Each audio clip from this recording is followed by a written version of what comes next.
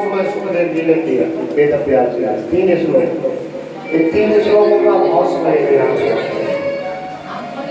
बड़े प्रेम से भाव समझेंगे 3 श्लोकों का। जन्माद्यस्य यतोन्वयादितरतः स्वार्थेषु तेरे ब्रह्म हितायान्तवे मुह्यन्ते सूरयाः तेनो राशिनो यथाग्निमयो यत्र सर्वोपसा धामासेन सदानरस्तकुहितं सत्यं परं धीमहि। ये जो श्लोक है पहला श्लोक है, पहले श्लोक का भागवत के पहला अक्षर है जा। क्या अक्षर है? जा।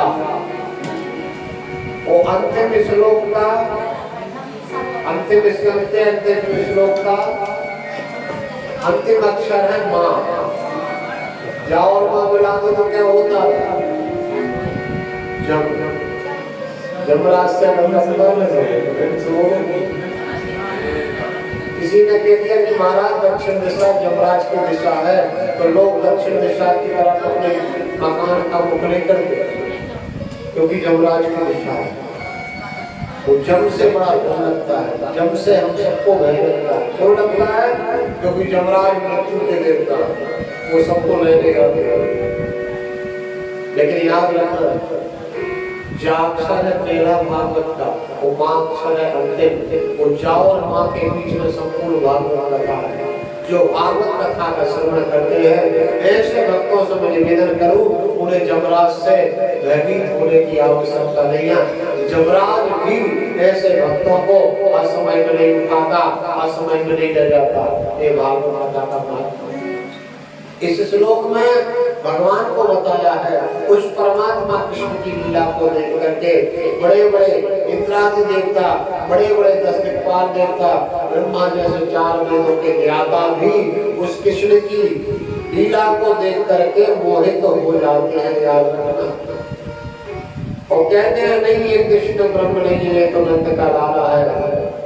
ऐसा परमात्मा जो अपनी माया से अपने आप को छिपाए रहता है, वह सत्य स्वरूप ईश्वर है। वेद व्यास जी ने किसी देवता का नाम नहीं लिया मंगलाचरण में, केवल सत्यम परम धीमहि।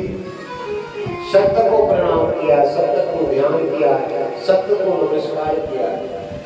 सत्य समझ रहे हैं? सत्य धर्म है, मैंने कल भी बताया। सत्य नारायण है, वो सत्य राम है, सत्य कृष्ण है। सत्य राम है, सत्य कृष्ण है, और सत्य ही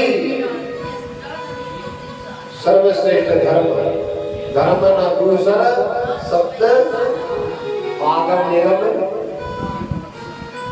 इसलिए भागवत स्पष्ट कह रही है मनुष्य को, मनुष्य पूजा पाठ ना करे चलेगा, मनुष्य यज्ञ ना करे चलेगा, मनुष्य परिक्रमा ना करे चलेगा, मनुष्य केवल झूठ ना बोले।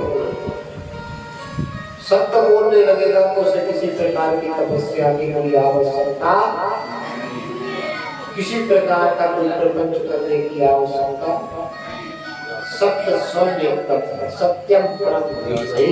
वो भागवत सत्य है, वो भगवान श्री कृष्ण का नाम नहीं सत्य है, सत्येश श्री कृष्ण।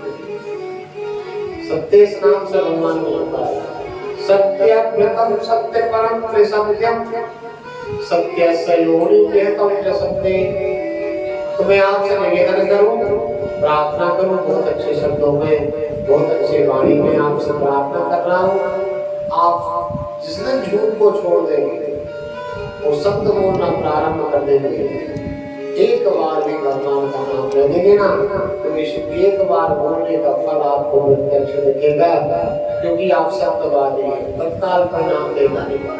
लेकिन हम लोग दिन भर झूठे ही देना, झूठे ही देना, झूठे ही भोजन, झूठ चमेना। और झूठ जो व्यक्ति बोलते हैं, तो झूठ के लिए संसार में सबसे बड़ा पाप बताया नहीं, असत्य संपात बन जाता। इसलिए मेरे भाइयों, भागवत सत्य है, कृष्ण सत्य है, वो ये सारा ईश्वर का जितनी संरचना है वो सत्य है। इसलिए ये श्लोक में केवल सत्य को बोलने के लिए कहता है।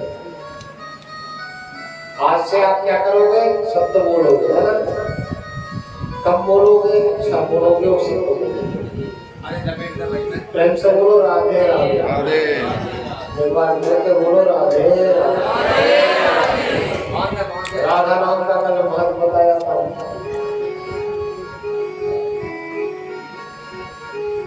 मैं आप सबसे प्रार्थना करूं, सत्य बहुत बड़ा श्रेष्ठ है, सत्य कृष्ण।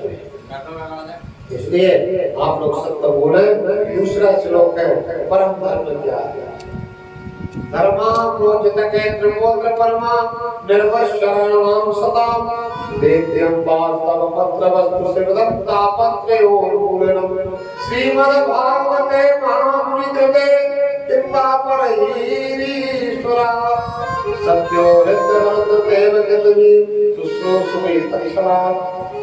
देखो, भागवत धर्म ही परम धर्म है।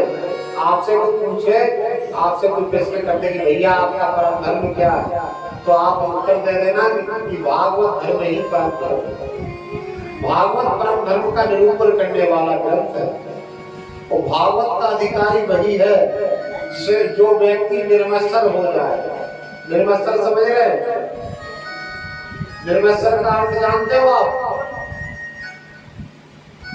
मच्छर को तो जानते हो? मच्छर को जानते हो? जैसे द्वारका में कम मच्छर है, रात में काटे तो नहीं काटे, आगे तो हो गए, लेकिन आप काटे तो नींद लग गई। अच्छा, मच्छर को सब जानते हैं, मच्छर को नहीं जानते। सब दोनों एक से बनते हैं, मच्छर मच्छर। मच्छर जानते हो कैसा है? मच्छर बाहर से काटता है, वो मच्छर अंदर से काटता है, काटते दोनों। मच्छर ऐसा काटता है मनुष्य को जो दिखता नहीं।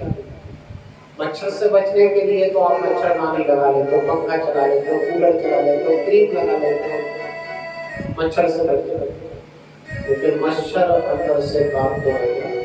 जब किसी की मान बढ़ाई होती, ज्यादा किसी का व्यवहार देखा तो मच्छर काटने लगता है।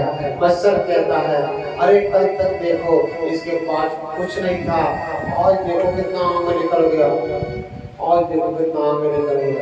एक दिन ऐसा फंसाऊंगा कि तेरा सब ठिकाने लग जाएगा। जब किसी को देखकर आपके अंदर जलन उठने लगे, किसी को देखकर आपका मन दुखी होने लगे, जब किसी की मान बढ़ाई, दौलत शोहरत को देख करके आपको बुरा लगने लगे, तो समझ लेना कि आपके अंदर मच्छर है। क्या है? आज मनुष्य जितना दुखी अपने दुख से नहीं है, जितना दुखी पड़ोसी के सुख से है। पड़ोसी का सुख देखा तो सांस लेने लगता है।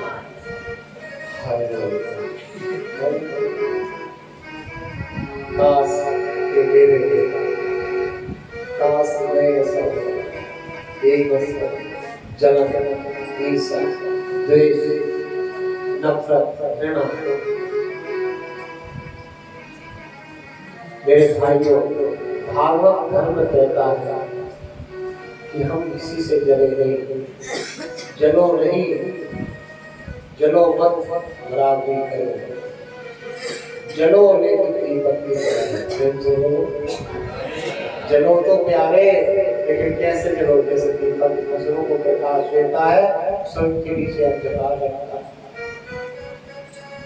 लगता है दीपक के नीचे देखना आप बैठा हुए हैं, लेकिन आपके जीवन को प्रकाश से भर देगा। उसे अपना मतलब नहीं है कि मेरा क्या होगा। ऐसा भाव रखो, कभी किसी का बुरा मत सोचो। यदि आपका पड़ोसी उन्नति करता है, तरक्की करता है, तो आप उसमें बुरी सोच मत रखो, उसमें सोच के रखो, पता है कि माता लक्ष्मी की कृपा मेरे पड़ोस तक आ गई, अगला नंबर, अगला घर मेरा है, कल मेरा भी नंबर लगेगा। फ्रेंड्स, अपना पड़ोस में, अपने गांव में, अपने क्षेत्र में कोई तरक्की उन्नति करे तो उस पर जलो मत। उससे शिक्षा दो कि वो कैसे कर्म कर रहा है, कैसी मेहनत कर रहा है, जिसके कारण वह आगे बढ़ रहा है। वो मेरे कौन से कर्तव्यों में कमी है जिसके कारण मेरा मान सम्मान, मेरा स्तर गिर रहा है। बस वो कभी हटा दोगे तो आपकी तरफ वृद्धि होने लगेगी, यश होने लगेगी। भागवत कहती है निर्मत्सराणाम सताम, निर्मत्सर होकर के एक बार यदि भागवत आपने श्रवण कर ली तो कहते हैं वेद्यम तास्तवमस्त्रवस्तुषिवदम तापत्रयोर्मूलनम। आपके जीवन में जो तीन ताप हैं, दैहिक पीड़ा, दैविक पीड़ा, भौतिक पीड़ा, तापत्रय नाश, सब नाश हो जाएगा। आप परम आनंद में हो जाएंगे, सुखी हो जाएंगे, आपको कोई चिंता नहीं रहेगी। श्रीमद्भागवते महामुनिकृते किंवा प्रैवीश्वर। और सबसे बड़ा लाभ है निर्मत्सर होकर के जो भागवत श्रवण करते हैं, ऐसे व्यक्तियों के हृदय में भागवत श्रवण करके मेरा कृष्ण, मेरा कन्हैया, मेरा टेढ़ी टांग वाला वो माँ के बिहारी प्रकट हो जाता है, आकर के हृदय में कैद हो जाता है। क्या हो जाता है? ये भागवत के श्रवण आपके हृदय में कृष्ण आकर के कैद हो जाएंगे। वो कैद जैसे मान लो आप लोग उठ के बार बार बाहर जाते हैं और मैं उधर बाहर सोनी जिसे कहते कि सोनी जी जब कथा चालू हो जाए तो बाहर से ताला डाल, जब कथा की आरती हो जाए तभी ताला तो फिर आप क्या कहेगा? अरे महाराज महाराज जबरदस्ती का पसंद बैठोगे तो मन मारेगा। एक दिमाग ध्यान रहेगा कि वह जल्दी ताला हो जाए, कब 3 घंटा हो जाए। इसी प्रकार से भगवान भागवत सुनकर के भागवत का महत्व दे रहा है कि हमारे हृदय में कैद हो जाती, वो चाह कर भी भाग नहीं पाते। हम भागवत सुनते ना, भागने की बहुत सोचते हैं, लेकिन ताला डर जाता ना भागवत। आ जाओ और बैठ जाओ, फिर इसलिए निर्मत्सर होकर भागवत सुनो। तीसरा श्लोक कहता है निगम कल्पतरोर गलितम कलम शुकमुखार मदद प्रशयुतम प्रवत भागवत रसमालयम मूलः रसका भूभावका। निगम कहते हैं वेद को, वेद रूपी वृक्ष का पका हुआ फल है भागवत। लोगों ने वेद व्यास जी से कहा कि भागवत यदि पका हुआ फल है तो मैं आपसे निवेदन करूं भागवत रूपी फल में कौन सा रस है? वेद व्यास जी से पूछा। वेद व्यास जी ने कह दिया भागवत रूपी फल में अमृत है। कौन सा रस है? अमृत। इस फल में छिलका या गुठली नहीं है। लोगों ने पूछा व्यास जी से फल को काट के खाया जाता है या फल को चूसा जाता है? आप कह रहे हैं केवल पियो। ये भागवत फल कैसा फल है, इसको कैसे पिए?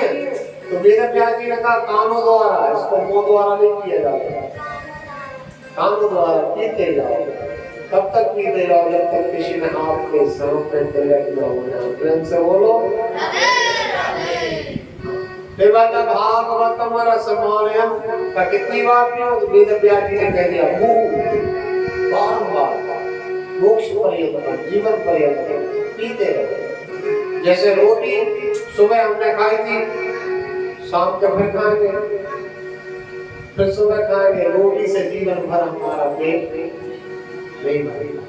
इसी प्रकार से भागवत से भी हमारा हृदय नहीं भरना चाहिए। भगवान की कथा के लिए, श्रवण करने के लिए भगवान से प्रार्थना करो, हे प्रभु मेरे कान कभी तृप्त ना हो, भले ही निरंतर कोई न पूरे तिनके लिए तुम कह गए हुए। वाल्मीकि जी ने कहा कि ये राम, जिसके कान निरंतर भगवान तुम्हारी कथा सुनते हैं, लेकिन फिर भी उसके कान यदि भराए ना, उसकी जिज्ञासा और बढ़ती जाती है, और कथा मिल जाती तो अच्छा होता, और मिल जाती सुनने तो और अच्छा होता। ऐसे भक्त के हृदय में राम, सीता, लक्ष्मण के सहित तुम वास कर सकते हो, वो रहने योग्य है तुम्हारे। महाराज पिता मांगो 10,000 कान मांगे तो भगवान से। प्रत्येक पुराण को, प्रत्येक यज्ञ को जो ब्राह्मणों ने वर्णन किया एक एक पुराण को 1000 बार कराया। कितनी बड़ी, कितना धार्मिक कराया होगा खुदा। 12 सहस्त्र सहस्त्र पुरी, सहस्त्र कहते हैं 1000। एक एक पुराण की कथा 1000 बार श्रवण की, इसमें की लगा नहीं रहा। ऐसे राजा, ऐसे हमारे पूर्वज हुए भैया। लेकिन हम लोग तो क्या है, आधे घंटा 2 घंटा 3 घंटा जमाने लगते हैं, देखने लगते हैं। प्रेम से बोलो, ऐसे सोता होगा भरे ही निरंतर, फिर भी वो भराए ना। जैसे भरे कथा, जैसे समुद्र में संसार की सारी नदियां आके मिल जाती है, लेकिन समुद्र में कभी बाढ़ नहीं आती। तो छोटे मोटे नदी नाले थोड़ी सी बारिश हो जाए, कहते हैं हमें तो कोई यही नहीं। प्रेम करो, छोटे श्रोता मत बनो, श्रोता बड़े बनो। ऐसे बनो कि चाह बढ़ती जाए कथा की, चाह बढ़ती जाए। वो कथा से जिसका प्रेम हो गया मेरे भाइयों, तो संसार में उसकी व्यथा भी नहीं जाए। कथा ही वो शक्ति है जो आपकी संपूर्ण व्यथा को मिटा सकती है। आइए, नैमिषारण्य की पावन धरा पे 88,000 महात्माओं ने श्री सूत जी से 6 प्रश्न किए। कितने प्रश्न किए? कल अगली वर्ष पर नैमिषारण्य चलेंगे, ये कथा वही बोलेंगे। 6 प्रश्न वाली बड़े विस्तार से बोलेंगे। और कौन से 6 प्रश्न किए, क्यों किए, अभी यहाँ तो संक्षेप में बोल देता हूँ। नैमिषे निमिषं क्षेत्रे, देखो इस लोग क्या कह रहा है, नैमिषारण्य ऐसी पावन पुनीत धरा है जहाँ निमिषं क्षेत्रे, एक निमिष का जहाँ फल हो, महत्व हो, वो नैमिषारण्य। ऋषिया सोने का गया सस्तम स्वर्गाय लोकायो सहस्र समतास्तो। 1000 वर्ष तक निरंतर कथा 88,000 महात्माओं ने नैमिषारण्य में श्रवण की है। उस सूत जी ने 36 पुराणों की कथा 1000 वर्ष तक वर्णन। अरे साधन में कुछ नहीं होता भैया। यदि आप सुनने लगो तो मैं 11 घंटा ऐसे बोलता रहूंगा, आपके अंदर क्षमता नहीं, आप यही सोचना है ना। इसलिए 3 घंटा कर देते। लोगों के अंदर शक्ति नहीं बची, लोग कमजोर हो गए अंदर से, शरीर खराब कर दिया सुख दे देकर। शरीर ज्यादा सुख अच्छा नहीं होता, ज्यादा सुख शरीर को खराब कर देता। ये शरीर साधन है, इसको चलाते रहो, चलाते रहो, चलाते रहो। जितना इसको जोड़ोगे उतना ही ये निखरता जाएगा। अध्यात्मिकता में इसको बढ़ाओ, भजन में बढ़ाओ, भक्ति में बढ़ाओ, भक्ति में लगाओ। इस शरीर के 2 पहियों से इस रथ को लेके भगवान के दरबार में जाओ, दौड़ लगाते लगाते। लोग तो घर की भगवान की पूजा करने से घबराते। दूसरे से कह देंगे अपन ने कहा किसी की पूजा करो, तुम तो कर लो। अरे हमने की होगी जब तो हम सत्संग से निरंतर जुड़े। जन्म में बहुत तपस्या की होगी जब इस गाली में आगे ऐसे नहीं बैठ जाता। जन्म जन्मांतर एक तथा भागवत, जिसके जन्म जन्मांतरों के पूर्ण हो जाते हैं उसको भागवत कथा का ज्ञान होता है। ऐसे नहीं हो जाता। वो व्यास पे बैठता है, वो निरंतर कथा करता, दूसरा काम नहीं करता। और ऐसे भारत में हमारे अनेक प्रवक्ता हैं जिनके अनंत जन्मों के पूर्ण होते हुए जो आज निरंतर भागवत को बोल रहे हैं, दूसरा कोई काम नहीं करते। मेरे भाइयों, इसलिए शरीर रूपी साधन को आप समर्पित करो, माता पिता गुरुजनों की सेवा करो। सास ससुर की सेवा करो, सारे लोग बोलो। आप लोग भगवान की पूजा तो करने लगती है। हाँ, शंकर की बनाएंगे, पशुपति व्रत करेंगे, दो लोटा जल चढ़ाएंगे शंकर जी को। तो सास ससुर से कहेंगे हमको नहीं देने, कौन सा था? भगवान राम ने माता सीता से कहा, सीता यही से अधिक धर्म नहीं पूजा, सास ससुर पद पूजा। स्त्री के लिए इससे बड़ा कोई धर्म नहीं है अपने सास ससुर के चरणों की पूजा सेवा। यही तुम्हारे माता पिता है, वो नहीं है जिनको तुम छोड़ के आ गए। यदि वो होते तो तुम उनके पास होती, उनके पास होती। आप याद रखना, यदि वो माता पिता होते तो आप जीवन में उनको त्याग के यहाँ नहीं लाते। याद रखना, जो पैदा करता है बेटी को केवल पालने तक का पिता है, लेकिन जो बहू को ले जा करके वहां रखता है, याद रखना, जो सारा जीवन की नैया उसके पार लगाता है वो उसका वास होगा। सब कुछ बना के हमें देता है। इसलिए सबसे बड़ा धर्म है स्त्री के लिए मेरी माता। आप भी कभी सास करेंगे, जो आप बोली नहीं बोली आप काटेंगे। ये शास्त्र का मतलब मेरी बोल, शास्त्र में बहुत लिखा है, तो ये मानो कि इतना सा भी नहीं बोल, इतना सा। स्त्री के लिए कोई व्रत करने की आवश्यकता नहीं, कोई व्रत करने की आवश्यकता नहीं। स्त्री केवल पति व्रत कर ले बस। कौन सा व्रत बोलो तो? पति व्रत। बाकी कोई व्रत करे ना करे, कोई व्रत ना करे तो चलेगा, केवल पति व्रत करे। वो पति व्रत करने से ही उस स्त्री का सारे व्रतों का फल उसको प्राप्त हो जाता है। सारे व्रतों का जो स्त्री पति व्रत नहीं करती, बाकी सारे दिन व्रत करती है, पीले गुरुवार करेगी, नीले सोमवार करेगी, पता नहीं क्या करती, मंत्रों जाएगा। वो पति से अशब्द बोलेगी, पति से मोजब नहीं करेगी।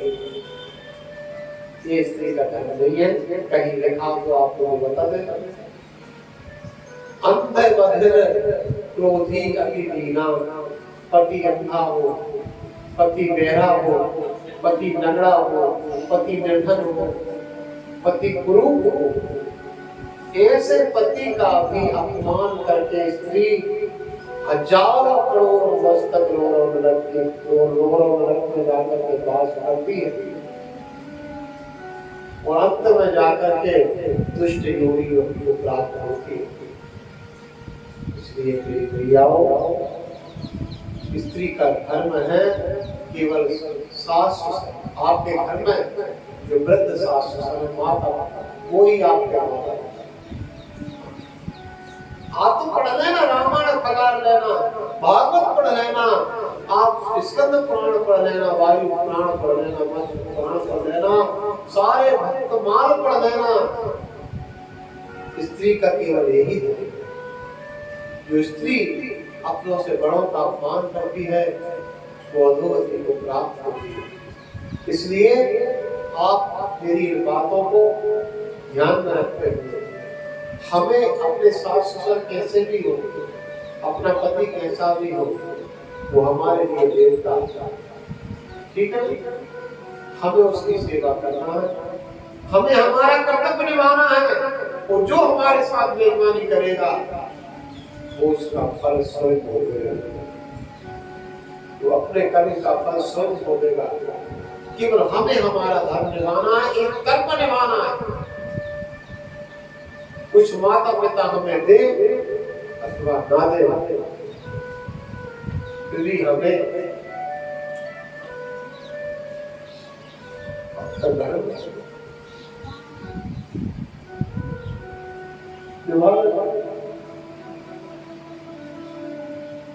नहीं तो याद रखना आप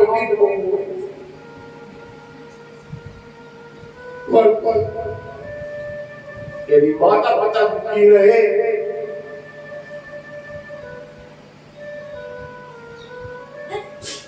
तो आप भी सुखी की कल्पना मत करना।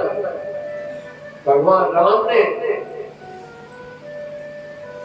माता पिता की आज्ञा के लिए 14 वर्ष का वनवास स्वीकार किया। अयोध्या जैसे राज को क्षण भर में त्याग किया। एक बात पता चली भगवान राम को कि मेरे पिता को केवल दुख, मेरे पिता को केवल अपने बचनों से दुख हो रहा है कि मैंने कैकेयी को वचन क्यों दिए। आज कैकेयी ने राम को वनवास मांगा तो मेरे पिता मुझे इतना प्रेम करते कि मुझसे बन जाने की नहीं कह रहे। इसके कारण आज धर्मधर बोलने दी ज्ञानी को महाराज दशरथ जमीन में पड़े पड़े कहने के हाथ जोड़ कर रो रहे कि तू तेरे ये 2 वरदान वापस मांग ले, भरत को राजा बना दे, लेकिन मेरे राम को वनवास मत दे। मेरी मैयाओं, भगवान को केवल पता चला था कि पिता के दुख का कारण उनका वचन है। उसको साकार करने के लिए अयोध्या से राज्य को त्याग करके 14 वर्ष के लिए भगवान ने अपने सर्वस्व सुखों का त्याग किया। वही राम जो कह रहे थे माता सीता से, ये सीता तुम मेरे साथ मत चलो, क्योंकि यदि मैं जाऊंगा तो मेरे पिताजी मर जाएंगे।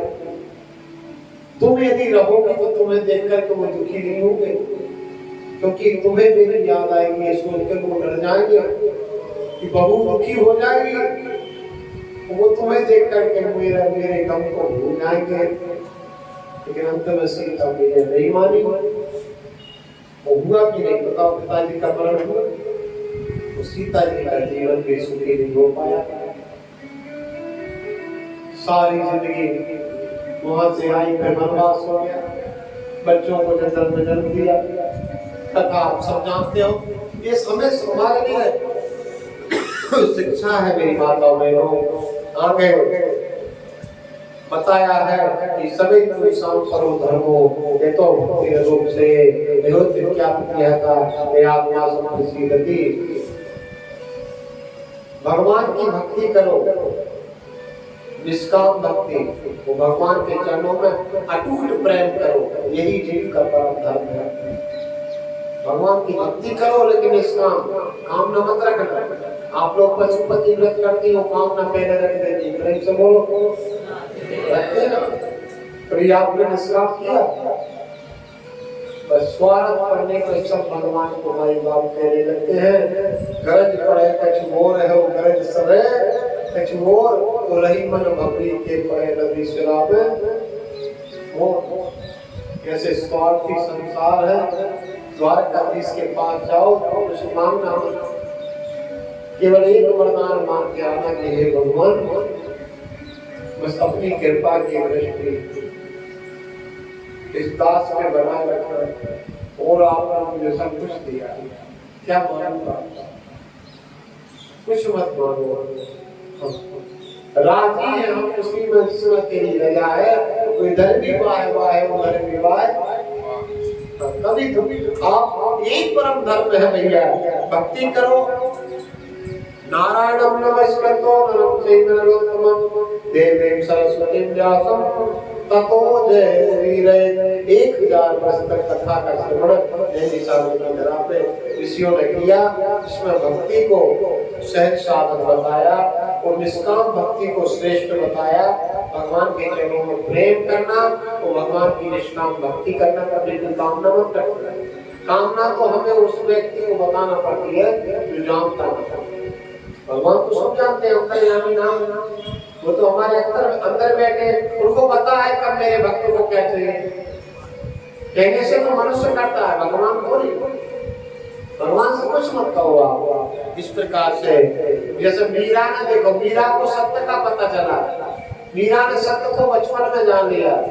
मीरा ने कभी अपने आप को नहीं माना, मीरा ने कभी अपने आप को ये नहीं माना कि मैं राजा की बेटी हूँ, अपने आप को ये नहीं माना कि मैं राजा की बहू हूँ। मीराबाई अपने घर से मीरा जी ने की शादी छोटी सी उम्र में हुई, लेकिन मीराबाई ने कभी अपने आप को रानी नहीं माना कि मैं इतने बड़े सम्राट की बहू हूँ, तो इतने बड़े पति मेरे। मीरा तो एक ही बात मानती थी कि मेरे तो गिरधर गोपाल, ये बात हम सबको मान लेना चाहिए, मेरे तो गिरधर गोपाल, दूसरों न कोई, वो जाके से मोर मुकुट मेरो पति सोई। जो वस्तु आपसे लोग छीन ले, जो वस्तु संसार के लोग आपसे ले ले, वो वस्तु आपकी नहीं है। इसलिए यही धर्म है। मीरा को जब सत्य पता चला तो मीरा को अपने आप वैराग्य हो गया। मीरा ने राज छोड़ने की आवश्यकता नहीं, राज अपने आप छूट गया, पति छूट गया, राज छूट गया। तो वो मीराबाई वृंदावन में चली गई। वो वृंदावन में मीरा गुरु ध्यान से समझ थोड़े 5 मिनट के लिए, और ध्यान से बोलो राधे। मीराबाई की भक्ति इतनी श्रेष्ठ हो गई थी कि मीराबाई को घर छोड़ने की आवश्यकता नहीं पड़ी, अपने आप छूट गया परिवार छोड़ने की। मीराबाई को परिवार ने रोका भगवान का भजन करने से। पता है सास ने विरोध किया, सास कहती है डायन है, तांत्रिक है, पता नहीं क्या करती है, कैसी कैसी पूजा करती है। सास कहती है डायन है। मीराबाई को लोग गालियां देते, कोई मतवादी कहता है, कोई पागल कहता है, कोई दीवानी कहता है, कोई पागल समझता है, कोई दीवाना कहता है, ये मेरा दिल समझता है, या उसका दिल। याद रखना, मीराबाई को दुनिया ने बहुत कुछ गलत समझता, लेकिन मीरा ने किसी की बात का बुरा नहीं माना। मीरा ने समय का इंतजार किया। तो मीराबाई ने तुलसीदास जी को पत्र लिखा, कलयुग के तुलसीदास जी भी है। मीराबाई तुलसीदास जी के समय के भक्त है। तुलसीदास जी को जब दुर्गा बनी, परिवार ने कृष्ण भक्ति का विरोध किया, तो मीराबाई ने एक पत्र लिखा तुलसीदास जी को कि हे तुलसीदास जी, मेरा परिवार भगवान की भक्ति का विरोध करता है, मैं क्या करूं, मेरा मार्गदर्शन करो, आप उच्च कोटि के भक्त हैं, राम भक्त हैं। तुलसीदास जी ने पीछे पत्र के लिख दिया कि हे मीरा, जाके तेरा राम गए तजिए ताही कोटि मेरी सब, यद्यपि परम स्नेह, कितना भी स्नेही हो, यदि सीता राम के चरणों में उसका प्रेम नहीं है तो ऐसे व्यक्ति का त्याग कर दो। यद्यपि परम स्नेह, पिता तजो पहराद, भगवान की भक्ति का प्रयोग हिरण्यकशिपु ने किया तो प्रहलाद ने हिरण्यकशिपु का त्याग कर दिया।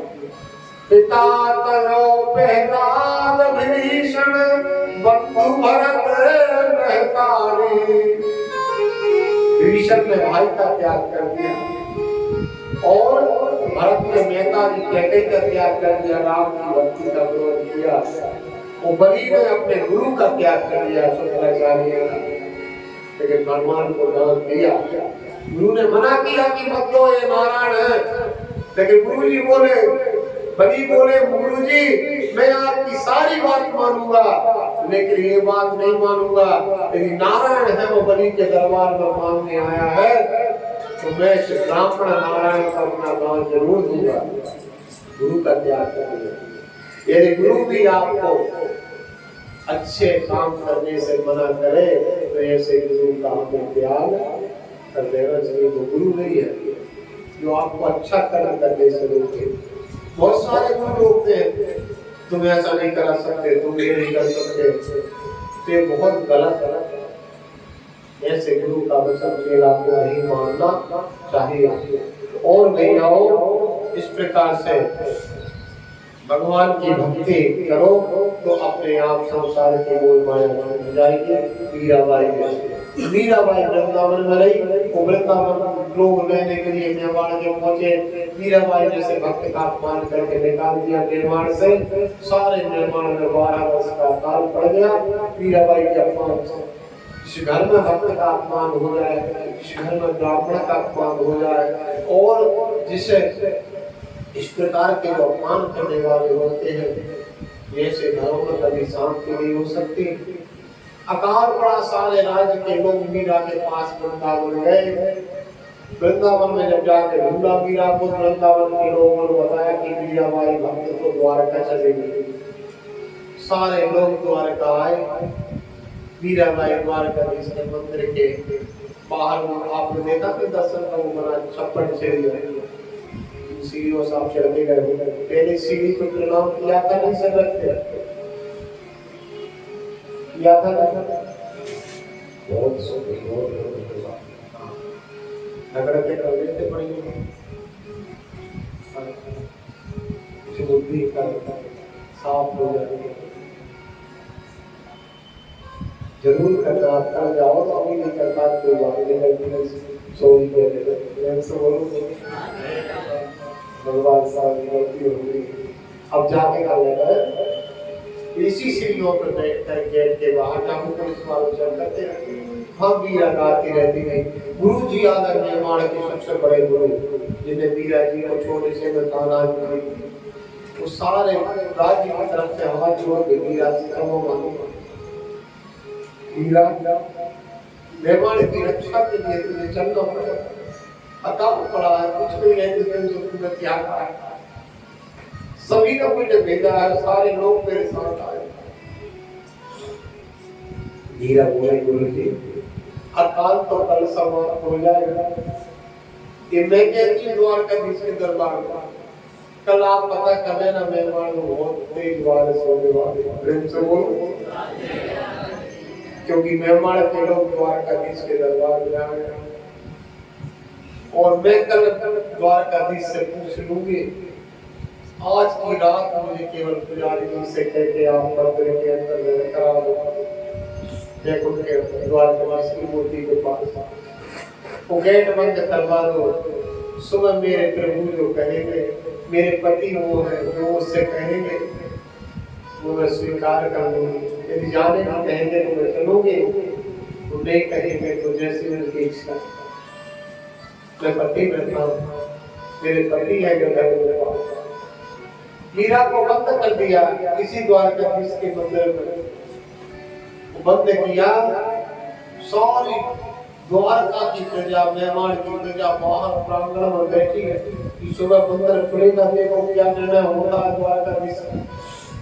तो जब गेट खोले तो मेरे भैयाओ मीरा को पुजारियों ने बहुत झूला मंदिर के अंदर सशरीर इसी कलयुग में भगवान मंदिर हो गई। बोलो द्वारकाधीश भगवान की।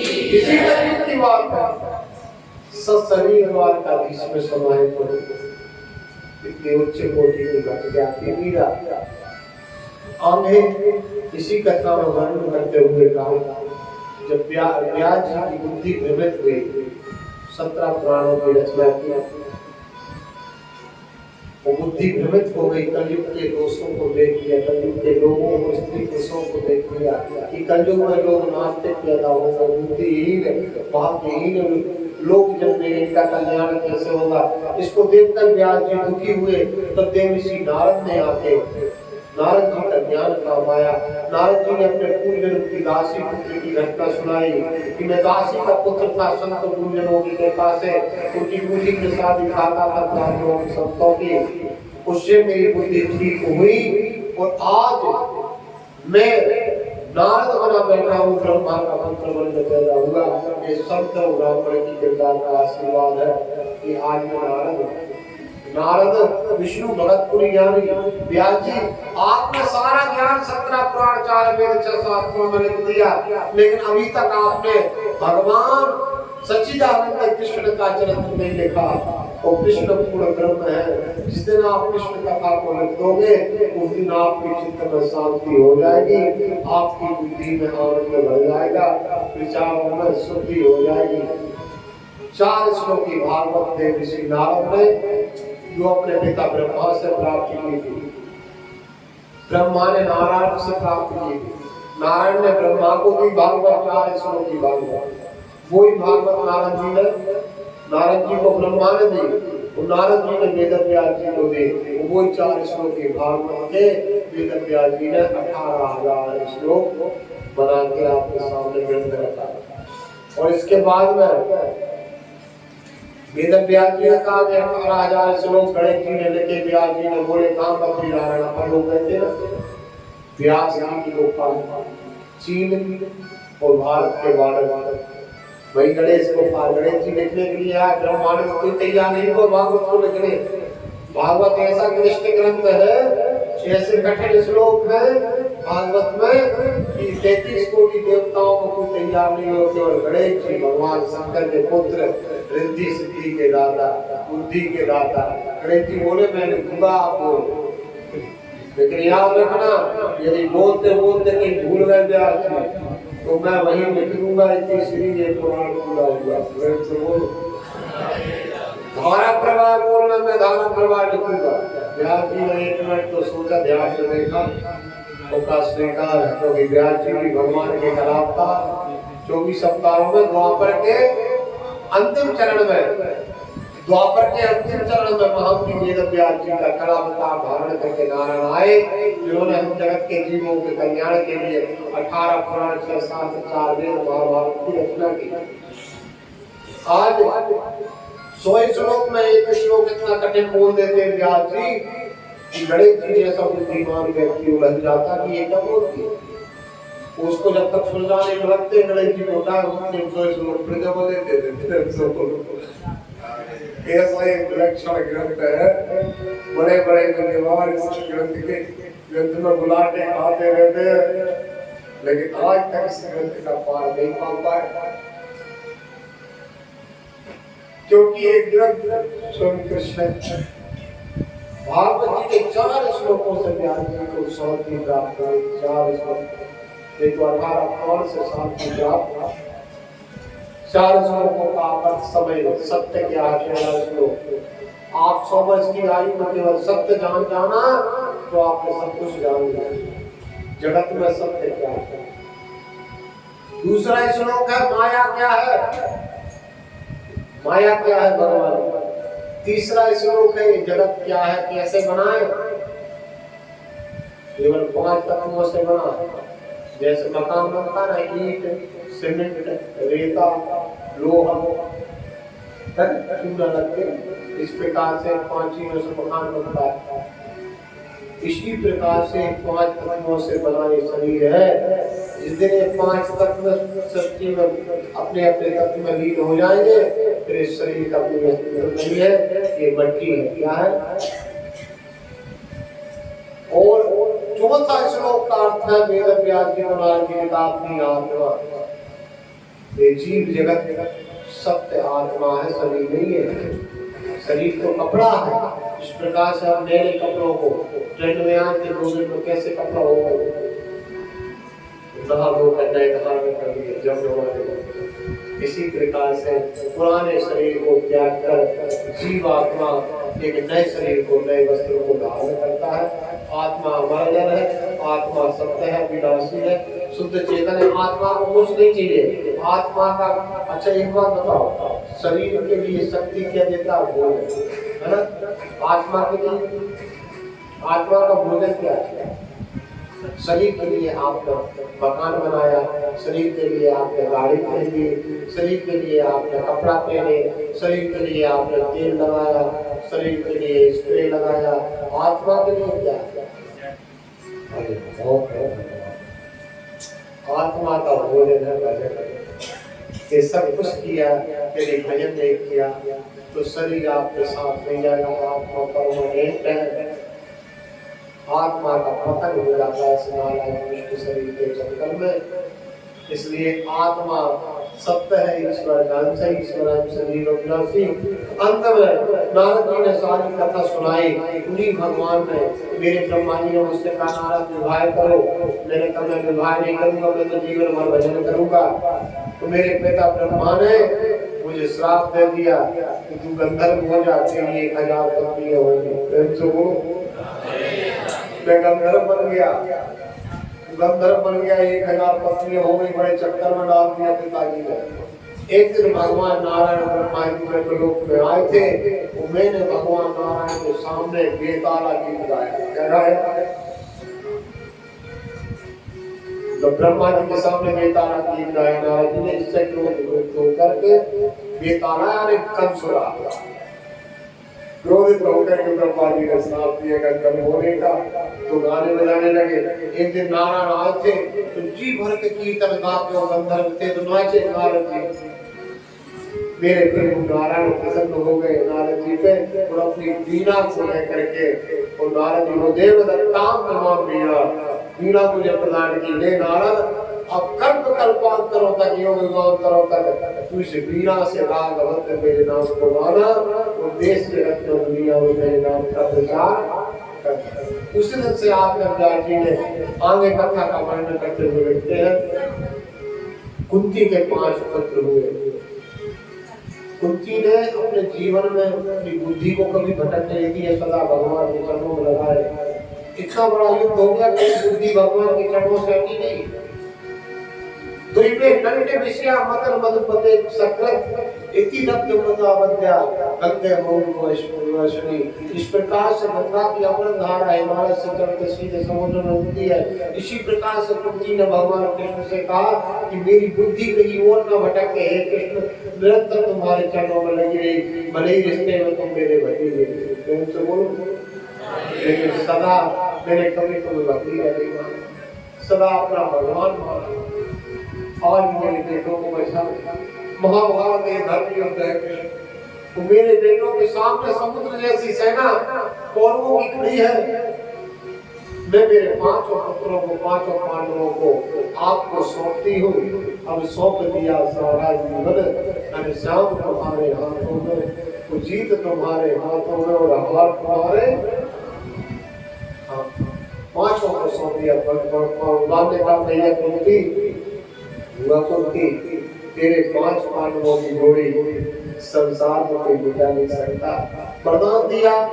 और यहाँ पे भैया कथा बढ़ते हुए कहती है कि पांडवों ने इतना बड़ा युद्ध जीता, दुर्योधन की जंगा टूट गई, भीम की गदा से धर्म की जय हुई, सारे अधर्मियों का संहार हुआ, और अंत में मेरी माताओं ने सारे अधर्मियों का संहार करके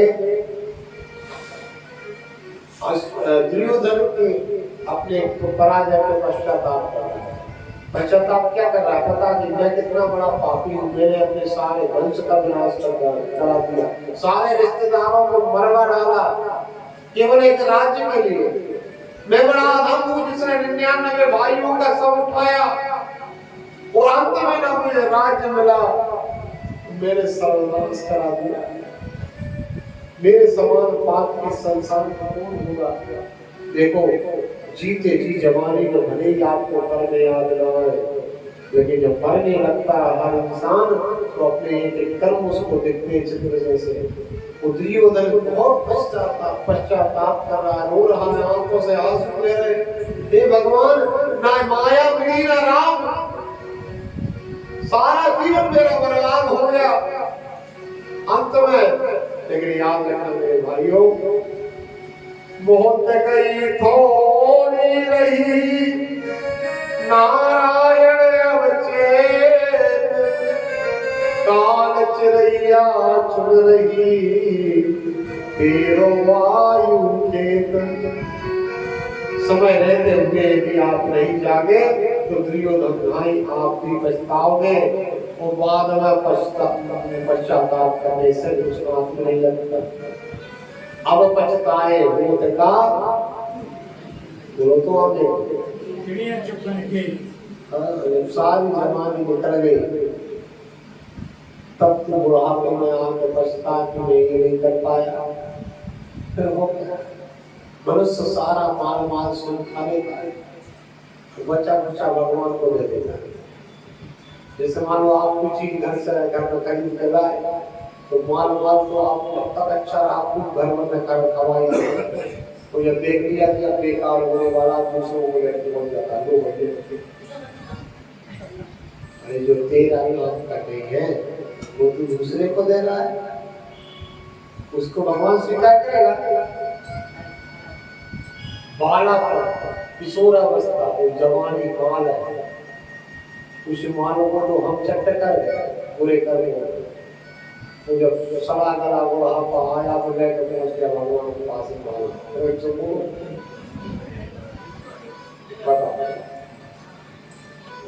मान तू खाएगा,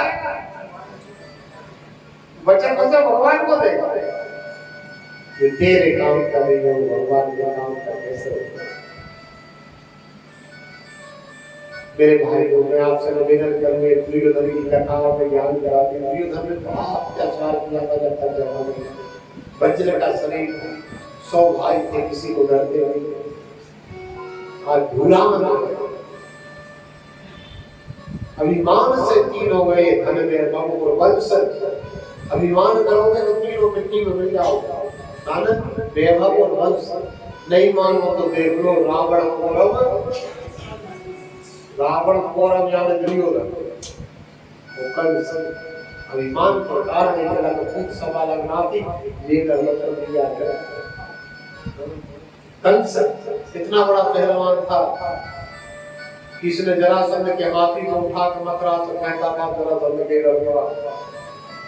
मतवाला हाथी था जरासंध के राजा, वो हाथी किसी से बचता नहीं, छूट के आ गया मथुरा। मथुरा में भगदड़ मच गई, लोगों ने अपने दरवाजे बंद कर लाए, डालियों चढ़ गए। जरासंध का हाथी आया, जरासंध का हाथी आया। तो मेरे भाइयों जब ऐसा वो किया, जरासंध का हाथी आया तो सब भाग गए। कंस 55 की बात है, कंस पे चला आ रहा था। वो कंस के सामने जब वो हाथी आया, 55 में था, कंस ने सूर पकड़ के हाथी को जला के फेंक दिया, जाके जरासंध के आगे को पड़ा। जरासंध ने कहा कि किसने कहा किया कि महाराज हरिसेन के पुत्र कंस इतना बलवान है, वो अभी इतना सा। तब कंस ने उसी दिन जरासंध ने निश्चय कर लिया था कि मेरी 2 बेटियां हैं, एक का नाम है हस्ती और एक का नाम है प्राप्ति। इन दोनों का विवाह कंस से करेगा। इतना बड़ा वीर इस पृथ्वी पर कोई नहीं। लेकिन विनाश क्या हुआ? अत्याचार, अन्याय, अभिमान को। तो कहने का भाव है मेरा, पांडवों ने, दुर्योधन ने कहा पछताया नहीं जो कभी जग में, उसे अंत समय पछतावा पड़ा। दुख पाया नहीं जो कभी जग में, उसे अंत समय दुख पाना पड़ा। कोई बाग में फूल न सकेला, किनके रंग से मुरझाना पड़ा। विधि का अटल विधान ही, जिसे आना पड़ा उसे। इसलिए मेरे भाइयों, कबीरा जब पैदा भये जग हंसा हम रोए, वो करनी ऐसी कर चलो कि पाछे हंसी। जब मरे तो लोग जहाँ सुने वही दुखी हो जाए, बहुत अच्छा। ये नहीं है कि जाने के बाद तेरे लोग उसका मना कि बड़ा दुष्ट था, बड़ा अन्याय था, अच्छा रहा, एक अत्याचारी का सब। आज दुर्योधन के मित्र अश्वत्थामा ने पांडवों को जाकर मारने की चेष्टा की। द्रौपदी के 5 पुत्रों के शीश काट के लाया, वो ला करके दुर्योधन को दिया। दुर्योधन जैसा पापी भी इस महापाप को नहीं देख पाया, 5 भाई को दिया। दुर्योधन के प्राण हुए। अश्वत्थामा को अर्जुन ने पकड़ा, तो पकड़ करके द्रौपदी की चरणों में डाल दिया। कोई धर्मराज ने कहा देवी कि 5 बालकों का हत्यारा आप पकड़ के लाए हैं, तुम्हारा अपराधी है, तुम इसे जो चाहो वो मांग सकती हो। द्रौपदी को मैं आपसे निवेदन करना चाहता हूँ, कथा को आप सब जानते हैं। द्रौपदी को भगवान ने अपना नाम क्यों दिया? भगवान क्या कहते थे द्रौपदी से जब भी क्या कहते थे? आप कभी कभी कहते ना हरे कृष्ण, हरे कृष्ण। तो ये भगवान कृष्ण का जाप नहीं, ये द्रौपदी का जाप है। श्री कृष्ण, श्री कृष्ण, भगवान का हरे कृष्ण ये भगवान कृष्णा नाम द्रौपदी, लेकिन पता है इसको हरे कृष्णा लोग क्यों कहते हैं?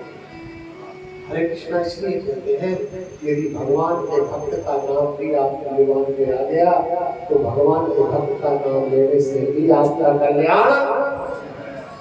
द्रौपदी को कृष्णा नाम क्यों दिया? भगवान की सगी बहन का नाम आपको पता है? एक ही बहन की भगवान क्या नाम था? सुभद्रा।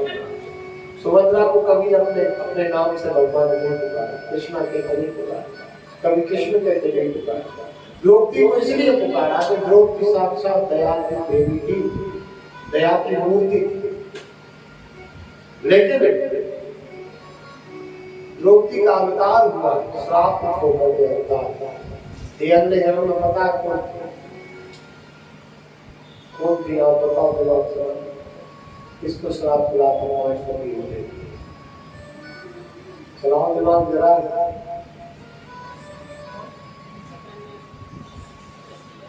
माता पार्वती।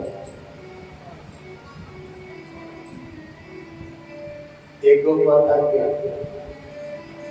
पीछे 5 बछड़े भागते जा रहे थे, माता पार्वती ने हंस दिया। तब उनको श्राप मिला था। उस गौ माता ने कहा कि जब तुम्हारे 5 पति होंगे तब तुम्हें पता चलेगा। फिर जो हो उसी के कारण पार्वती के अंश रूप से द्रौपदी के रूप में आई। ये साक्षात दया की देवी। कर्म का फल समय भोगना पड़ता है, देवी हो देवता हो।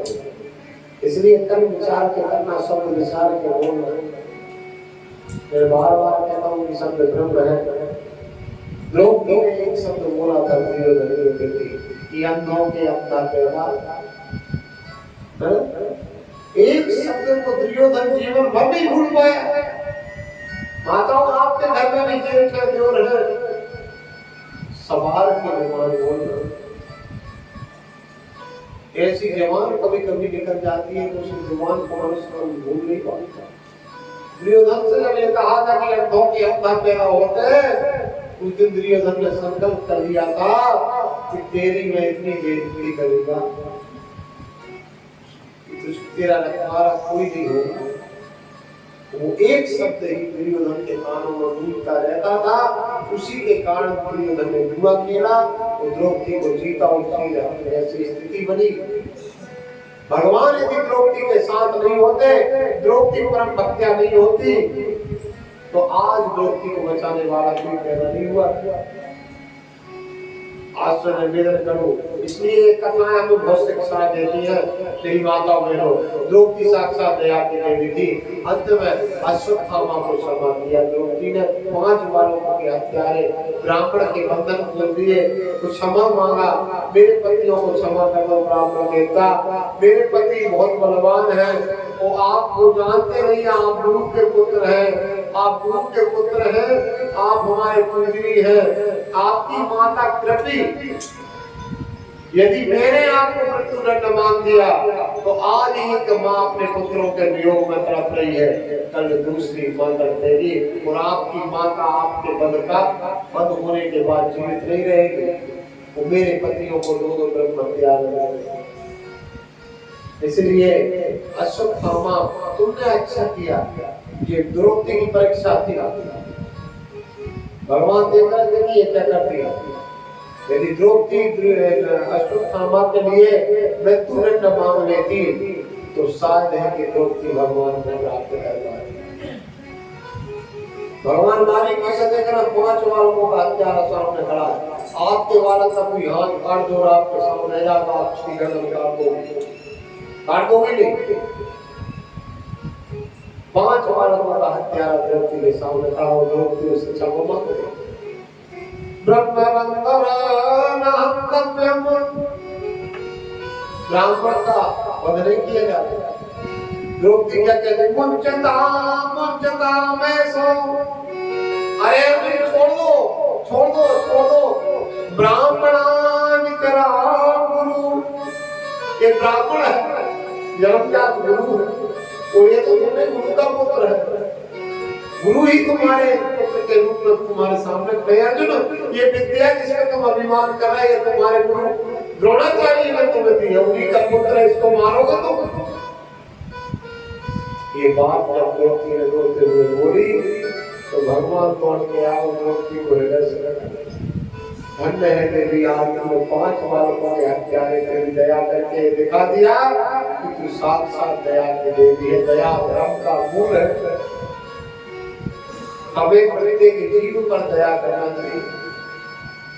आज लोग की परम पद को प्राप्त हुई भगवान के और सदा सदा के लिए इतिहास में द्रौपदी का नाम अमर हो गया और भगवान ने इसी के लिए से अपना अश्वत्थामा ने छोड़ा है। लेकिन भगवान ने अश्वत्थामा अर्जुन को इशारा किया कि अर्जुन ऐसे नहीं जाना चाहिए, नहीं तो कल कोई बच्चों को मारता रहेगा काम।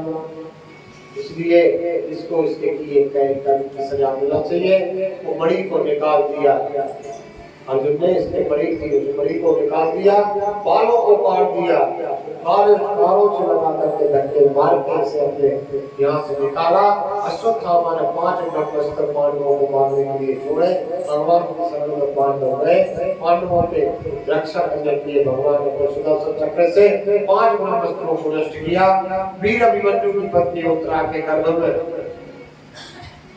भगवान के भाने जब बहू उत्तरा, बोलो, उसके गर्भ में अभिमन्यु का बालक था जो पांडवों की आखिरी उम्मीद था। सारे पुत्र समाप्त हो चुके थे महाभारत में, केवल एक ही पुत्र बचा था, पुत्र का पुत्र नाती। उससे बड़ी उम्मीद थी पांडवों को। अश्वत्थामा ने ब्रह्मास्त्र उत्तरा के गर्भ को नष्ट करने के लिए छोड़ दिया। उत्तरा अपने ससुर के पास मेरी रक्षा करो पिताजी, आप सर्वश्रेष्ठ धनुर्धर। भीम के पास नहीं गई, आप गदाधर मेरी रक्षा करो, जानती है कोई रक्षा नहीं कर पाएंगे। सीधी द्वारकाधीश के पास पहुंची, वो जाके भगवान के चरणों में उत्तरा हाथ जोड़ के बोली। उत्तरा हाथ जोड़ के क्या बोली पता है? पाहि पाहि महायोगिन देव देव जगतपते नान्यं तदभयं पश्ये मुझे बाण मार दो, मुझे पकड़, लेकिन आपका भक्त मेरे पेट में, आपका परम भक्त मेरे पेट में उदर में, जो पांडवों का वंशज है, पांडवों की धरोहर है, इसकी रक्षा करो। मेरी परवाह नहीं, मैं मर जाऊं। यदि द्रौपदी कह देती मुझे बचा लो तो भगवान नहीं बचा तो याद रखा। लेकिन लोग आज इसके उत्तरा के इस ऐसे शब्द सुन करके भगवान ने बोले माँ के तरह मुझे देखो बेटा। जैसे एक माँ अपने पुत्र पे दृष्टि डालती है, ऐसे आप देखो। तो माँ की तरह दृष्टि की, तत्काल भगवान उत्तरा के पेट में गए। भगवान का एक नाम पड़ गया उत्तरायण। क्या पड़ गया? उत्तरायण। आज भक्त और भगवान दोनों उत्तरा के घर। माताओं, आप लोगों में ऐसी ऐसी माता हुई जिन्होंने कई बार भगवान को अपने घर में धारण किया। बड़े बड़े भक्तों को माताओं ने घर में धारण किया, लेकिन उत्तरा इस भारत की भूमि में पहली माता है जिसने भक्त और भगवान को दोनों को एक साथ घर में धारण किया। पहली माता। आज भगवान ने इस भारत का जन्म हुआ। समय आने पर अश्वत्थामा परास्त हो गया। जाको हाल है साईं या मान सके वो बार नामा कर सके जो जरूरी। हाँ, भगवान जिसकी रक्षा करते हैं उसे कोई मिटा नहीं सकता। अंत में युधिष्ठिर दुखी हुए मेरे कारण मेरे वंश का विनाश हुआ। विधवा माताओं के सारी माताएं घूम रही, युधिष्ठिर की आंखों से अश्रु बात होने लगी। सबके पतियों को मारने वाले वो बहुत रोए। भगवान ने बहुत समझाया, भगवान क्या छोड़े थे वो धर्मराज युधिष्ठिर से हुआ के बड़े बेटा थे। जब छोटा आदमी आपको समझाएगा ना तो आप कहेंगे कल तेरा हुआ बुरी शिक्षा देगा। प्रेम से बोलो, कोई बात भी सपेगा नहीं आ रहा था, समझ में भगवान समझ गया मेरे को कितने समझाऊं, इनको शोक समुद्र अच्छा गया। इसलिए सफेद दाढ़ी वाले के पास ले जाना पड़ता है भीष्म के पास। तब भीष्म जी कहेंगे कभी समझ में आएगा। पितामह भीष्म के पास भगवान पांडव परिकर को लेकर पहुंचे। एकादशी का दिन था, माहों का महीना था, शुक्ल पक्ष था। पितामह भीष्म 56 दिनों से अन्न का दान नहीं खाया, खून करे खून नहीं है, पिता के वरदान से जीवित है, भगवान की दिन रात याद कर रहे थे। आज सारे पांडवों को लेकर के पहुंचे। पितामह भीष्म ने भैयाओ 11 श्लोकों में भगवान की स्तुति की, दुर्योधन को के बारे में बताया और पांडवों के लिए दान धर्मान, राज धर्मान, मोक्ष धर्मान, विवाह रसा, स्त्री धर्मान, भगवत धर्मान, दान धर्म के बारे में बताया कि दान में मनुष्य को कभी पीछे नहीं हटना चाहिए। हे युधिष्ठिर, क्षत्रिय के लिए दान, सभी वर्गों के लिए दान अवश्य करना चाहिए। वो दान में जो पीछे हट जाता है वो क्षत्रिय कायल है। क्षत्रिय को कभी दान का पैसा नहीं खाना चाहिए। तो राजा हो क्षत्रिय हो, इसलिए मैं बता रहा हूं, क्षत्रिय को गौ, ब्राह्मण और धर्म की रक्षा करना चाहिए और क्षत्रिय के लिए दान का कभी भी पैसा नहीं खाना चाहिए, क्योंकि क्षत्रिय छात्र धर्म कहता है। क्षत्रिय केवल ब्राह्मण की रक्षा करे, धर्म की रक्षा करे और गौ की रक्षा करे। तो क्षत्रिय के लिए किसी प्रकार की पूजा पाठ करने की आवश्यकता, वो जो क्षत्रिय दान का पैसा खाने, राजा निजात राजनीति न जाने से, क्षत्रिय मिट जात हाथ ओढ़ दान खाए से। समझ रहे आप लोग? कई लोग क्षत्रिय धर्म है, केवल ब्राह्मण की रक्षा करे, गौ की रक्षा करे और धर्म की रक्षा करे। धर्मो रक्षति रक्षा। क्षत्रिय जब तक क्षत्रिय है तभी तक ब्राह्मण, क्योंकि ब्राह्मण की जो रक्षा क्षत्रिय करता है वो और कोई नहीं कर सकता। प्रेम से बोलो। इसलिए मैं आपसे निवेदन करूं, अंत में पितामह ने बड़ा दिन उपदेश दिया और एकादशी के दिन पितामह भीष्म ने अपनी आत्मा का, शरीर का त्याग किया और भगवान को लीन हो गया। कैसी मुक्ति है किसी को नहीं मिली। पितामह कहते थे कि उत्तरायण त्यागूंगा। उत्तरायण सूर्य शुक्ल पक्ष और दिन में जो प्राण त्यागते हैं वो सीधे भगवान को लोक हो जाते हैं। प्रेम से बोलो।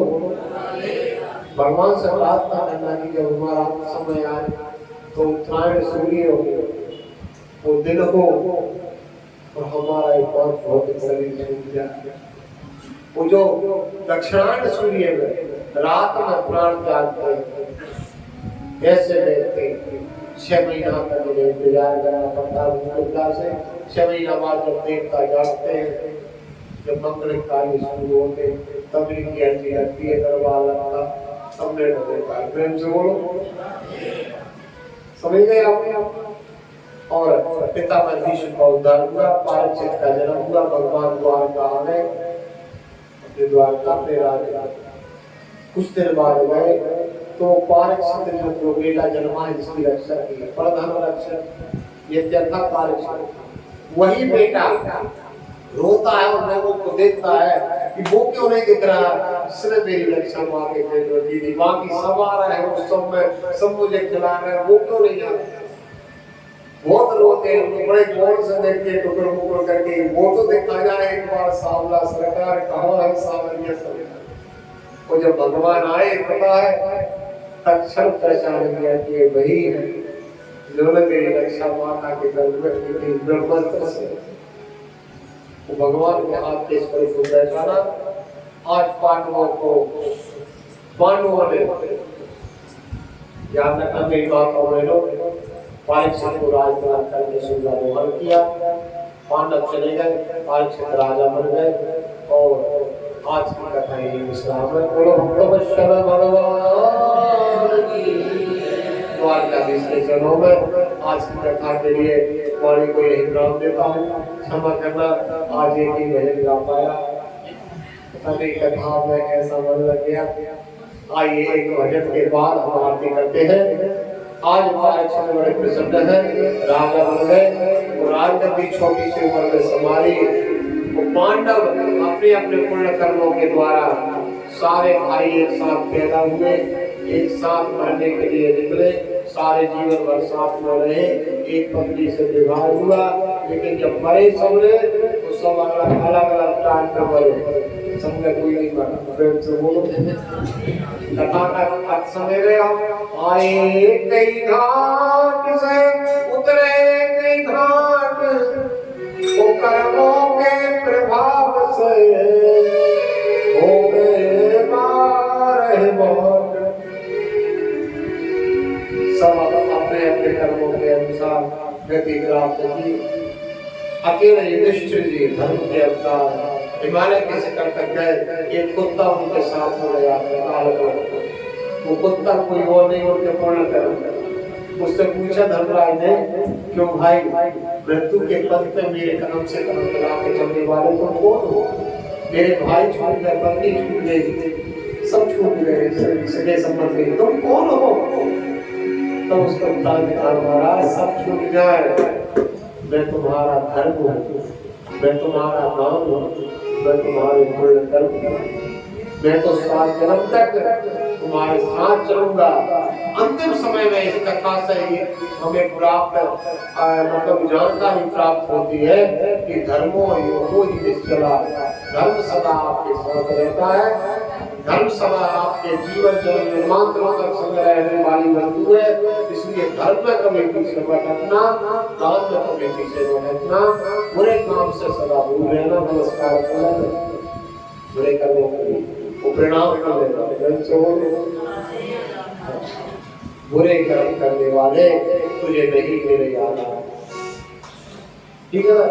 आइए एक प्यार सा छोटा सा भजन, और इसके बाद आरती की तैयारी कर, भैया प्रसाद की तैयारी कर। कल कथा सवेरे टाइम होगी, ये भी मैं सूचना दे दूं, आप सब लोग बैठे हैं, क्योंकि कल 2 बजे हम नागेश्वर ज्योतिर्लिंग, द्वादश ज्योतिर्लिंग में से एक ज्योतिर्लिंग नागेश्वर ज्योतिर्लिंग,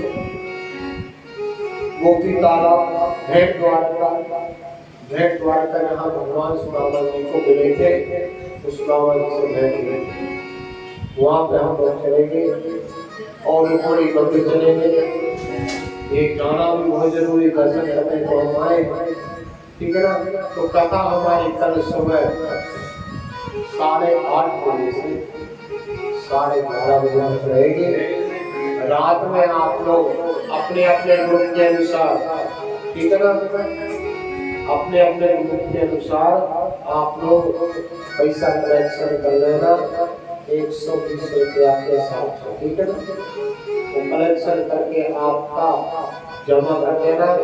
कल 2:35 से कल बस आएगी, उससे हम लोग नागेश्वर भगवान को चलेंगे, नागेश्वर भगवान को दर्शन करेंगे, जो द्वारका में स्थित है। द्वादश ज्योतिर्लिंग में से एक ज्योतिर्लिंग है, साथ में जल भी रख लेना। अच्छा, एक बात का विशेष ध्यान देना, यहाँ की बसों का नियम है वो अपने टाइम में लेके जाती है, तो ज्यादा कहीं रुकना नहीं है, देर रात नहीं करना, अटक के नहीं रहना, समझ रहे आप? फास्ट एक घड़ी आगे जैसे पहुंचे दर्शन करें, बाहर आ जाओ, संग न छूटे किसी का कोई, अपने अपने साथ में जो वृद्ध है, बुजुर्ग है, सब ध्यान रखेंगे। हम तो रखते हैं, हम द्वारका देश रखे रहे, लेकिन आज हम माताओं के संग गए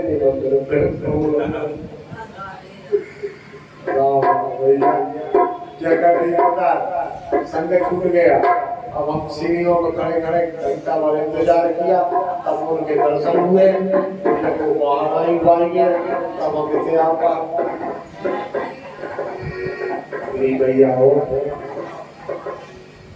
आप लोग थोड़ा जल्दी करना, क्योंकि ये बस वाला समय, उनका समय फिक्स रहता है। अगर आपको दर्शन हो, बाकी के चाहना हो, वो लेके जाएंगे बस, दोनों को भी तो डबल चार्ज देंगे, ठीक है ना? तो अगर डबल चार्ज देने की इच्छा है तो कोई दिक्कत नहीं, 2 घंटा, ठीक है ना? तो आप सबको कल जाना है, सावधानी से जाना है, प्रेम से जाना है। जल वगैरह जो भी शंकर जी को चढ़ाओ वो रख लेना तैयार करके, चावल भेंट द्वारका में दान किए जाते हैं। तो चावल जो आप घर से लाए हो तो चावल रख लेना, नहीं लाए हो तो यहीं से ले लेना अपनी कमाई में से, ठीक है ना। और हम सब लोग कल वहां चलेंगे, कल कथा का द्वितीय दिवस है और हम कल 8:30 से 11:30 तक कथा करेंगे। तो आप सुबह थोड़ा सा फास्ट, आज गोमती स्नान तो सब करे, आप कौन करके आया लोग चांद करो तो कल भैया नहीं ना, ठीक है ना। हो डाला होगा, पता चले कथा के बाद, कथा जब हो गई अब लौट के आए कल गोमती का ध्यान करके अपने नल लगेगा उन्हें में गोमती का, गंगा जमुना सरस्वती का सबका नाम लेते लेते गंगा जमुना जय गोदावरी सरस्वती नर्मदा सब आ जाए जल्दी, ठीक है ना। तो आज हम एक भजन करते हैं, ध्यान रखना। और आप सब लोग धन्य है, मैं ठाकुर जी से भागवत जी से प्रार्थना करूं आप सबकी इच्छा पूरी करूंगा। बड़े अच्छे हो आप लोग, सब सहयोग करते हैं। मुझे पता चला कि आज पता है अभी शंकर भाई झाड़ू लगा रहे थे जिनके पास, तो हमें बड़ा प्रसन्नता हुई। बताओ यार, एक आदमी अच्छा मैसेज दिया, हम तो रह गए उधर हंस के मंदिर में, लेकिन जब ये बात पता चलती है कि भाई हम नहीं थे लेकिन मेरे लोग भी देख रहे हैं तो बहुत प्रसन्नता होती है। क्योंकि भैया बिगाड़ने वाले कई होते हैं, बनाने वाले बहुत कम होते हैं। तो आप सब लोगों का सहयोग हमें चाहिए और जिससे कि हमारे 4-5 दिन और प्रेम से और आनंद के साथ पूर्ण हो, कोई टेंशन न बने। इस बार की यात्रा हमारी बड़ी मंगलमयी हुई, अगली यात्रा थोड़ी परेशानियां हुई थी, लेकिन इस बार आप लोगों ने वास्तव में समझदारी का परिचय दिया, कोई न परेशान नहीं किया यात्रा, ठीक है। अगली बार को रामेश्वरम हो सकती खनन खाने में जाना पड़ा होता कभी। आइए मेरे सरकार का दीदार बड़ा प्यार, आज किया था ना दीदार, किया था नहीं द्वारका किसका दीदार। ओ मेरे सरकार का दीदार बड़ा प्यार मेरा प्यारा हो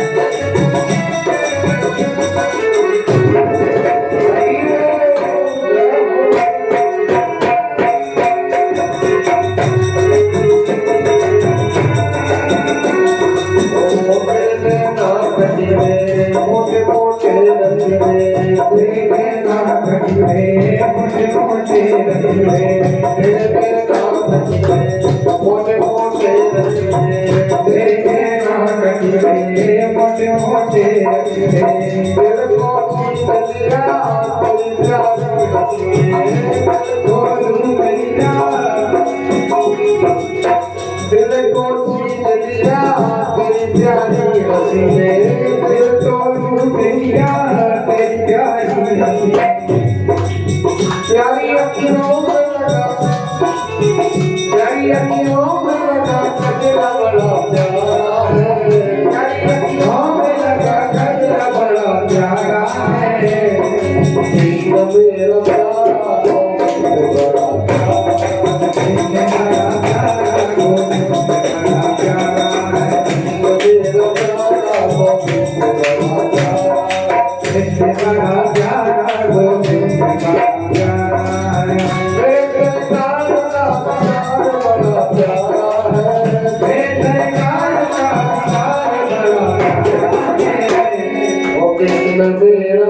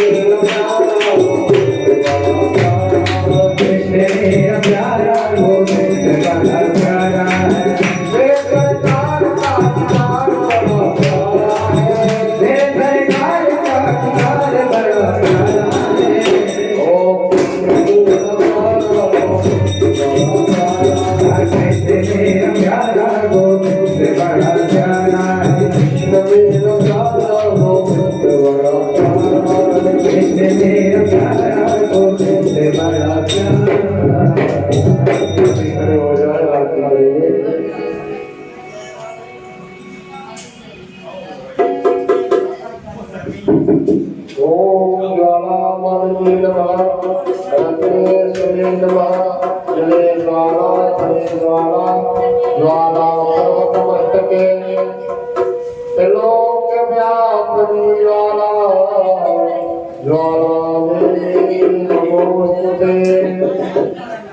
चंद्रमा सो जातो सूर्यो जातो सोत्रागाय शुक्रांश मुखाद विरजायतो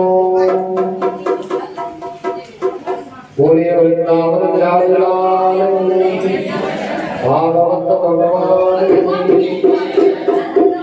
मन में बसा कर तेरे मोती उतारो मजधर तेरी आरती मन में बसा कर तेरी मोती उतारो मजधर तेरी आरती मन में बसा कर तेरी मोती उतारो मजधर तेरी आरती मन में बसा कर तेरी मोती उतारो मजधर तेरी आरती ओम भगवत हरो ज्ञान को भगवत भगवत से नाम में हार को भगवत करो कृष्ण हरो ज्ञान को भगवत भगवत से नाम में हार को भगवत दर्द की दवा तुम्हारे पास है दर्द की दवा मेरे पास है दर्द की दवा तुम्हारे पास है दर्द की दवा मेरे पास है और तुमसे गया दिल जवाब मेरे बता कर तेरी मोती उतारो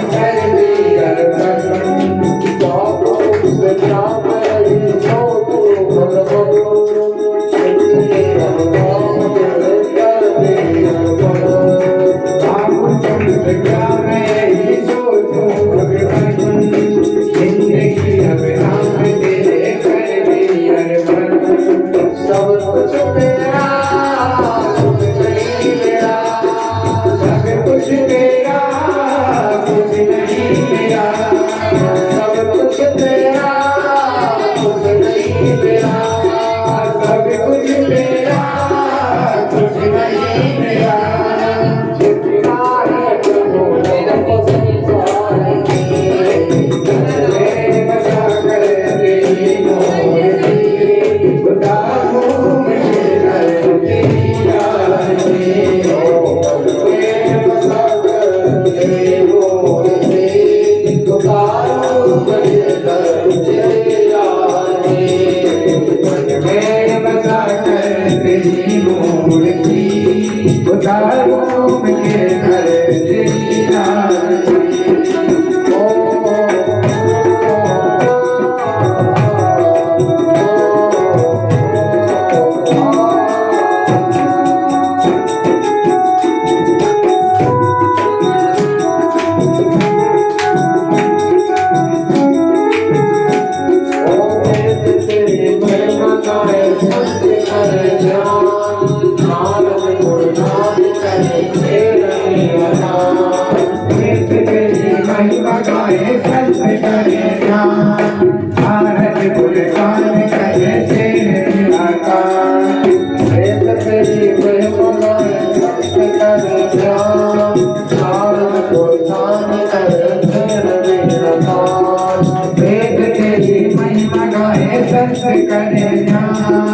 नारद गुणगान करे से